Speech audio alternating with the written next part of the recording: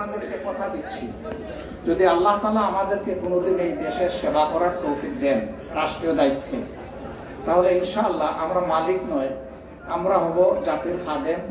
আমরা জাতির নয়, প্রত্যেকটা ব্যক্তির খাদেম হব ইনশাআল্লাহ। আমরা এটা দেখবো না কে হিন্দু কে মুসলমান, দেখবো না কে কোন দল করত এবং করে, আমরা দেখবো তিনি বাংলাদেশের একজন গর্বিত নাগরিক, এবং এই নাগরিকরাই আমাদেরকে এই সম্মান উপহার দিয়েছে। যারা এই সম্মান উপহার দিয়েছে, আল্লাহর কাছে আমরা তৌফিক চাইব যে তাদের পাওনাটা হকটা যেন আমরা ঠিকমতো আদায় করতে পারি, পাহারাদারি করতে পারি। আপনারা আমাদের জন্য দোয়া করবেন। প্রিয় ভাইয়েরা, আপনারা অনেক কষ্ট করছেন আসর থেকে এখানে এসে, যারা বসেছেন, যারা দাঁড়িয়ে আছেন, এমনকি দাঁড়াবার জায়গাটাও যারা পাননি, বাইরে আছেন, আল্লাহ আপনাদেরকে অনেক জাযা দান করুন। আমি আরো দুই একটি কথা বলেই আমার কথা শেষ করতে চাই।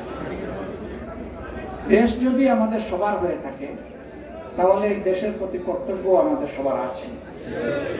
53 বছরে দেশ যারা পরিচালনা করেছেন, তাদের প্রতি পূর্ণ শ্রদ্ধা রেখে বলতে চাই, তারা জনগণকে সম্মান করতে পারেননি।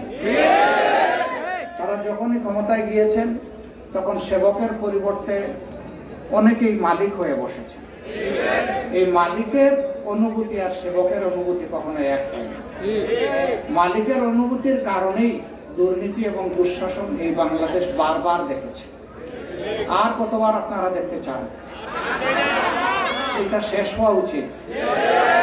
এই যে ছোট মোটো এক যুদ্ধ আওয়াজ দিচ্ছে এখানে, সেও চায় না। মাশাআল্লাহ, হি ইজ ম্যাচিউরড এনাফ, আলহামদুলিল্লাহ। কেউ চায় না, এই শিশুটাও চায় না। সবাই চায় যে আমার দেশ দুর্নীতি মুক্ত হোক, রাহুল রাজ থেকে মুক্তি পাক। তাহলে আল্লাহ তাআলার কাছে আসেন, দোয়া করি যে আল্লাহ বাংলাদেশের উপর তুমি ফিরিস্তার শাসন কায়েম করে দাও। আমি আস্তে আস্তে তকবীর নাই, বাংলাদেশে ফিরিস্তা এসে দেশ শাসন করবে না, এটা আল্লাহর সুন্নত না। আল্লাহ শাসন করাবেন মানুষকে দিয়ে। তো সেই মানুষগুলা কোথেকে আসবে? এই মাটি থেকে তৈরি। এই মাটিতে যারা আছে, তাদের মধ্য থেকে কোন লোকটা আপনার জন্য প্রয়োজন আপনি বাছাই করবেন। আপনার ভোট, এটি আপনার শুধু অধিকার নয়, এটা আপনার উপর পবিত্র একটা আমানত বটে। আপনি আপনার আপনজন, ভাই বন্ধু, মা বাপ, ভাই বোন যারাই আছে, এই সবার ভোটটা হচ্ছে একটা আমানত। যদি আগামীতে সুষ্ঠু নির্বাচন হয়, তাইলে সেই নির্বাচনে আপনাদের দায়িত্ব হবে। এখানে কোন দলের কোন মতের আমি এটা জানি না, হয়তো বিভিন্ন দল মতের মানুষ এখানে আছে, আমি সেটাই আশা করি। আপনারা দেখবেন যে যে দলকে এখনো ভালোবেসে আসছেন, এই দলটা ন্যায়ের উপরে আছে কিনা, এই দলটা সততার উপরে আছে কিনা, এই দলটার প্রত্যেকটি ব্যক্তির মধ্যে দেশপ্রেমের বাস্তব প্রতিফলন দেখেন কিনা, এই দলটা নিরহংকারী কিনা, এবং এই দলটা আল্লাহকে ভয় করে কিনা। যদি আপনার প্রিয় দল সেটা করে, আল্লাহর কাছে আপনি তৌফিক চান, আজীবন যেন আল্লাহ এমন দলের সাথে আপনাকে রাখেন। যদি দলকে সেই অবস্থানে না দেখেন, আপনার দায়িত্ব হচ্ছে দলের ভুলগুলা সোজা সাপটা দলের নেতাদেরকে বলে দেওয়া, যে এগুলা আপনাদের ভুল, এটা আপনাদের ভুল, এটা আপনাদের ভুল, এগুলো আপনারা সংশোধন করেন। যদি তারা সংশোধন করে, আলহামদুলিল্লাহ, আপনি ভাগ্যবান, আপনার পরামর্শ আপনার দলের জন্য কাজে লেগেছে। কিন্তু যদি দেখেন যে তারা এটা সংশোধন না করে, তাহলে আর একটা সেকেন্ড ওই দলের সাথে আপনি থাকবেন না। যেই দল অন্যায় করবে, আবার ভুল ধরিয়ে দিলে, অন্যায় ধরিয়ে দিলে সংশোধনও করবে না, এই দলকে আপনার প্রয়োজন। এই দলের সমস্ত অপকর্মের দায়ের একটা অংশ আপনার উপরে পড়বে যদি আপনি তার সাথে জেনে বুঝে থাকেন। আল্লাহ বিবেক দিয়েছেন ভালোকে কবুল করার, মন্দকে ত্যাগ করার। এখন যদি ভালোকে কবুল করেন এবং মন্দকে ত্যাগ করেন, তাহলে আলহামদুলিল্লাহ দেশ ভালোই ভালো একটা ভালো বাগানে পরিণত হবে ইনশাআল্লাহ। আমরা আশা করেছি এমন একটা দেশ যেন আল্লাহ 15.5 বছর একটা সরকার ক্ষমতায় ছিল। আমি যে দেশেই যাচ্ছি সেই দেশেই একটা কষ্টের হাহাকারের কথা শুনতে পাচ্ছি। আমরা সময় মতো পাসপোর্ট পাই না, পাসপোর্ট পাইতে হলে অনেক কিছু এদিক ওদিক করতে হয়, বাড়তি খরচ করতে হয়, এরে দিতে হয়, ওরে দিতে হয়, করোনার পাত্র। আমি মারা গেলে আমার লাশটা সহজে নেওয়া যায় না দেশে, এ নিয়ে অনেক কান্নাকাটি করতে হয়, বিভিন্ন জায়গায় দৌড়াদৌড়ি করতে হয়। আমি দেশে আসবো সিন্ডিকেট করে এয়ারক্রাফটের ভাড়া 2 গুণ 2.5 গুণ করে ফেলা হয়েছে, যেটা আমার জন্য ছিল।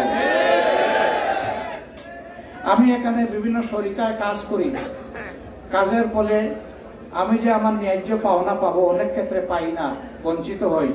আমার সরকার, আমার এমবেসি আমার পাশে দাঁড়ায় না। আজকেও এখানে এই কথাগুলো বলেছেন আপনারা। তাহলে এমবেসি এখানে কেন? এমবেসি হচ্ছে সরকারের প্রতিনিধি, এমবেসি হচ্ছে বাংলাদেশ সরকার।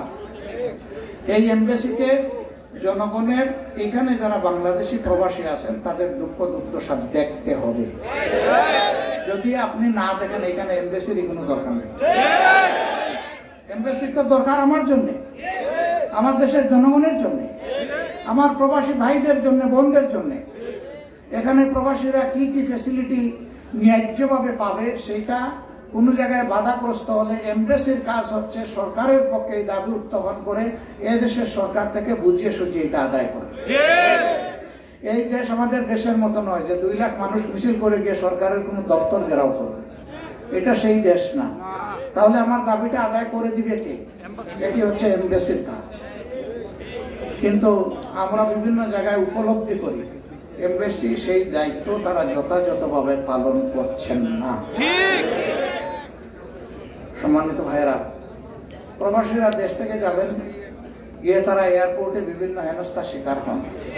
ইদানিং একটু কমেছে, আমরা চাই এটা বন্ধ হোক, কোনো হেনস্থা যেন না থাকে। আমরা বলবো রিমিটেন্স যোদ্ধা, তাইলে যোদ্ধা তো আমার জাতীয় বীর, বীরকে তো আমি সম্বর্ধনা দিয়ে কবুল করব, সেখানে তার উপরে জুলুম করব কেন? এমনকি অনেকে বিদেশ থেকে গেছেন, যাওয়া মাত্র কিছু দুষ্ট তার বিরুদ্ধে মামলা করে দিবে গিয়ে থানায়, থানার সাথে শয়তানি করে ষড়যন্ত্র করে তাকে হেরাস করবে, বাড়ির ছাড়া করবে, তার সম্পত্তি গ্রাস করার জন্য, অনেক সময় কলিজার টুকরাও কেড়ে নেওয়ার জন্য। এই কষ্টগুলো আপনারা মুখোমুখি হন। আবার কেউ আছে সারা জীবনের সঞ্চয় দেশে কোথাও হয়তো বা একটু বিনিয়োগ করেছেন, কিন্তু সরকারি দায়িত্ব পালনের অভাবে যথাযথ আইন পরিস্থিতি নিশ্চিত না করার কারণে তাদের আমও যায়, সালাও যায়, এমনকি তারা তাদের পুঁজিটাও ফিরে পান না। এরকম অবস্থার মধ্যে তারা পড়ে। এই সব ক্ষেত্রে আমিও যদি অপরাধী হয়ে কারো টাকা আত্মসাৎ করি, আমাকেও তো আইনের আওতায় নিয়ে তা উদ্ধার করা উচিত। এটা তো সরকার পারবে, এটা তো সাধারণ কোনো মানুষ পারবে না। এই সমস্ত দায়িত্ব পালন করা হচ্ছে এমবেসির কাজ। এমবেসির আরেকটা কাজ হলো দেশকে, এই দেশের বুকে ব্র্যান্ডিং করা, পরিচিত করা, সুধারণা সৃষ্টি করা ওই দেশ সম্পর্কে। ব্যবসা বাণিজ্য থাকলে আমাদের ব্যবসাগুলোকে অর্থবহ সহযোগিতা করা, ইম্পোর্ট এক্সপোর্টকে গতিশীল করার জন্য চেষ্টা করা। এটা একটা রিসোর্সফুল দেশ, এখান থেকে জ্বালানি সংগ্রহ করার কেনার যথেষ্ট সুযোগ বাংলাদেশের আছে। অন্য দেশের সাথে বার্গেনিং করে আমরা যদি এখানে কিছুটা সহজভাবে পাই, এটা তো আমার দেশেরই কারেন্সি সেভ হবে, এবং এই সরকারও আমাদের সাথে তাদের একটা আন্তরিক সম্পর্ক গড়ে উঠবে। আমি জানি না আমাদের যারা অ্যাম্বাসেডার আছেন বা পররাষ্ট্র মন্ত্রণালয়ে যারা কাজ করেন তারা এই কাজগুলা করেন কিনা। যদি তারা করতেন তাহলে দেশের চেহারা অন্যরকম হয়ে যেত। হ্যাঁ, তারা কি করেছেন? বরঞ্চ গরিবের পকেট কেটে মেরে কিভাবে বিদেশে বিলাসবহুল বাড়ি, স্থাপনা, গাড়ি, ব্যবসা গড়ে তোলা যায় সেই চেষ্টা তারা অনেকেই করেছে। এবং এখানে শুধু রাজনীতিবিদ নয়, ওই সমস্ত অপদার্থ, ওই সমস্ত দুর্নীতিপরায়ণ রাজনীতিবিদদের পাশাপাশি এক শ্রেণীর সরকারি কর্মকর্তা এবং কর্মচারীরাও পাল্লা দিয়ে তারাও তাদের কপাল গড়েছে। এক কথায় দুর্নীতিকে বাজারজাত করা হয়েছে বাংলাদেশ। আমরা এটা বন্ধ করতে চাই। সম্মানিত ভাইয়েরা, এই দেশটাতে আপনারা আছেন, আমি কিন্তু এখন কুয়েত প্রবাসী। বলবেন যে আপনি প্রবাসী মানে? 1 ঘন্টাও যদি আমি এই দেশে থাকি তাহলে এদেশের পানি পান করতেছি, এদেশের খাবার গ্রহণ করতেছি, এদেশের রাস্তা ব্যবহার করতেছি, এদেশের যানবাহন ব্যবহার করতেছি। আমার একটা দায় আছে এই দেশের, আমাকে ওই দেশকে সম্মান জানাতে হবে। অনুরূপভাবে আপনারা যারা মাসের পর মাস, বছরের পর বছর আছেন, তাদের অবশ্যই এখানে দায় আছে। তারা একটা ক্ষেত্র তৈরি করে দিয়েছেন বলেই তো আপনি এখানে আছেন। অতএব এই দেশকে আপনাদের ভালোবাসতে হবে, এই দেশের আইন শৃঙ্খলা মানতে হবে, আপনার নৈতিক চরিত্র উন্নত করতে হবে, কাজের দক্ষতার মাধ্যমে এই সমাজের কলিজা জয় করতে হবে। এইভাবে যদি আপনি আপনার দায়িত্ব পালন করেন, এই দেশ এই সমাজ আমাদেরকে ভালোবাসবে ইনশাআল্লাহ। আর ভালোবাসার একটা ক্ষেত্র যখন তৈরি হবে তখন আমরা সকলেই উপকৃত হব, আমাদের দেশও উপকৃত হবে। আমি আপনাদের কাছে রিমিটেন্স ক্যাম্পেইন করতে আসিনি, লাগবে না এই টাকা। কারণ আমি বিশ্বাস করি আমি যেমন দেশকে ভালোবাসি, আমার চাইতে আপনারা বেশি ভালোবাসেন। হয়তো আপনারা বলবেন একটু বেশি আমাদেরকে খুশি করে ফেললেন নাকি? না, অবশ্যই না। আমি তো দেশে আছি, আমি দেশে থাকতে থাকতে তিতু হয়ে গিয়েছি।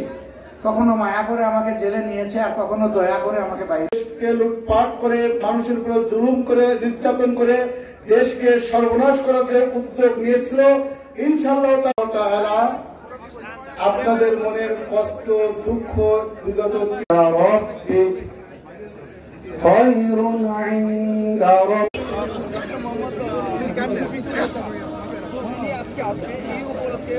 খোদা এ লোকটি নাস্তিক, ইসলামের চূড়ান্ত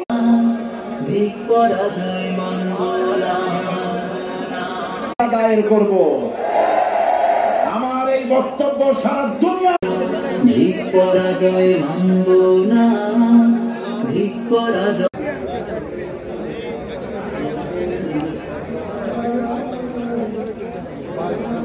খুলে যান, আপনারা খুলে যান। না হলো একটু ছোট, বড় একটা হল ওখানে আছে।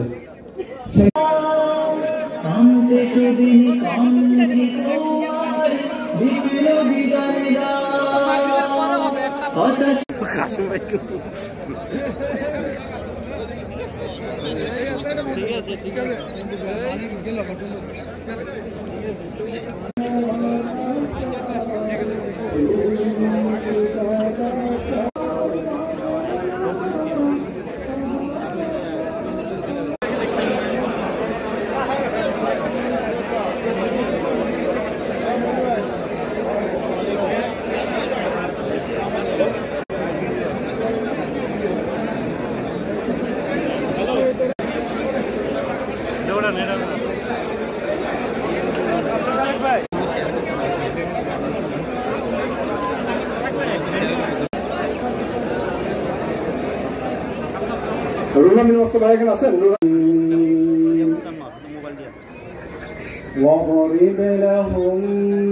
বিশ্বের ইসলামী আন্দোলনের অন্যতম প্রধান, অন্যতম নেতা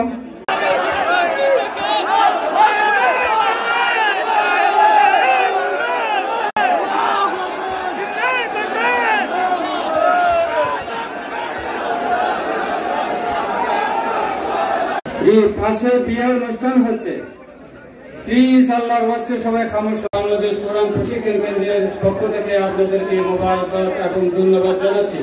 সম্মানিত ভাইরা, সামনে বক্তব্য রাখবেন তিনি হচ্ছেন বাংলাদেশ জামাত ইসলামীর আমির ডক্টর। করার জন্য ছবি তোলার চেষ্টা করবেন না, উনি ছবি তোলা পছন্দ করে না, তারপরও আপনারা উঠেছেন। এখন এদেশের রাজনীতিবিদদের উপর গুরু দায়িত্ব অর্পিত হয়েছে। আগের মতো পাগলামি এবং বোকামি করলে আগামীর প্রজন্ম আমাদেরকে ক্ষমা করবে না। আমাদেরকে দায়িত্বশীলতার এবং দেশপ্রেমের পরিচয় দিতে হবে। এই জায়গা থেকে আমরা সবাইকে বলি, আসুন ব্যক্তি নয়, দল নয়, স্বার্থটা শুধু সমাজ এবং দেশেরই দেখি।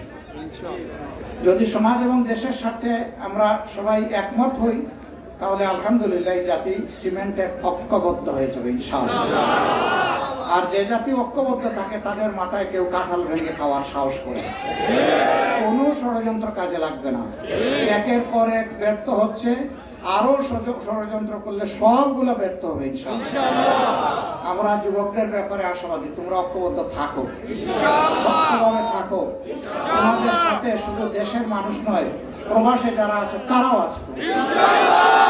তোমরা যখন যুদ্ধ করেছো রাজপথে বুক চিতিয়ে, প্রবাসীরা তখন যুদ্ধ করেছে রিমিটেন্স বন্ধ করে, তখন বহু দেশে আওয়াজ তুলেছে, সেই দেশে মিছিল নিষিদ্ধ, সেই দেশে স্লোগান নিষিদ্ধ, কিন্তু দেশের মায়াগুলো ভুলে গিয়ে করেছে, তারপরে জেলে চলে গেছে। এখনো সেই রকম বহু প্রবাসী জেলে আছে। আমি সরকারের কাছে দাবি জানিয়েছি, আজকেও দাবি জানাই, যত সম্ভব তাড়াতাড়ি তাদেরকে সম্মানের সাথে মুক্তির ব্যবস্থা করব। সম্মানিত ভাইয়েরা, এই জন্য আমরা খুবই আশাবাদী জাতি যে আলহামদুলিল্লাহ আমাদের জাতি দেশে বিদেশে এখন আর কোনো দুরাচার স্বৈরাচার চায় না, কোনো ফ্যাসিস্ট চায় না, কোনো দুর্নীতিবাজ চায় না, কোনো দুঃশাসন চায় না। আমাদের দেশের মানুষ একটু সৎ শাসনের দিকে যেতে চায়। তো মানুষের দল থেকে বাছাই করবেন সে দলটা কে হতে পারে, আদর্শ বাছাই করবেন কোন আদর্শ মানুষকে এমন বানাতে পারে। আমি আল্লাহর নামে ভরসা করে শপথ খেয়ে বলছি এই আদর্শ হচ্ছে আল ইসলাম, শাসন হচ্ছে আল কোরআন, রাষ্ট্র পরিচালনা হচ্ছে মদিনা। এইভাবে যখন বাংলাদেশকে সাজানো হবে, বাংলাদেশ বিশ্বের বুকে ইনশাআল্লাহ মর্যাদার আসনে প্রতিষ্ঠিত হবে। অনেকে বলে বিশ্বের বিভিন্ন দেশ এটা পছন্দ করবে কিনা। বিশ্বের বিভিন্ন দেশকে অনুরোধ করব তারা যেন তাদের দেশটাকে পছন্দ করে, আর আমাদেরকে যেন আমাদের দেশ পছন্দ করার সুযোগ দেয়। তবে হ্যাঁ, আমরা সবার ভালোবাসা এবং বন্ধুত্ব চাই। সেই ভালোবাসা বন্ধুত্বের হাত যারাই বাড়াবে আমরা তাদেরকে বুকে জড়িয়ে ধরবো ইনশাআল্লাহ। জাতির উন্নয়ন অগ্রগতির যারাই পার্টনার হবে আমরা তাদের প্রতি শ্রদ্ধা এবং কৃতজ্ঞতা জানাবো। তবে আমরা আশা করব যে কেউই আমাদের উপর আর খবরদারি করতে আসবেন না। যদি আসেন এটা হবে দুঃখজনক, কারণ তারাও চান না যে তাদের জাতির উপর কেউ খবরদারি করুক। তাহলে আমরা চাইবো কেন যে আমাদের জাতির উপর অন্য কেউ খবরদারি করে। সম্মানিত ভাইয়েরা, এই জন্যে আল্লাহ তাআলা আমাদেরকে উচ্চ ঈমান এবং গভীর দেশপ্রেম দান করুন। আল্লাহর দরবারে বুক ভরে এই দোয়া করি। আমি দোয়া করি অতীতে যারা বিভিন্ন অপকর্ম করেছেন আল্লাহ যেন তাদেরকে তাদের অপকর্মের কথা স্মরণ করে লজ্জিত হওয়ার, অনুতপ্ত হওয়ার তৌফিক দান করেন। তবে হ্যাঁ, যারা খুনের দায়ে জড়িত সুস্পষ্টভাবে তাদের বিচার অবশ্যই হতে হবে। সাল্লাল্লাহু আলাইহি ওয়াসাল্লাম